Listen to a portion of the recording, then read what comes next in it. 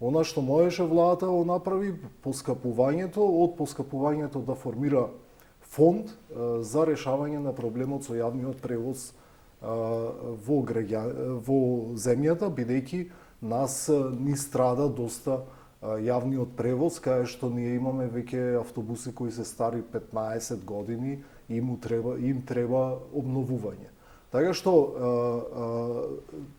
не мислам дека најдобро беше тоа што се интервенира на тој начин.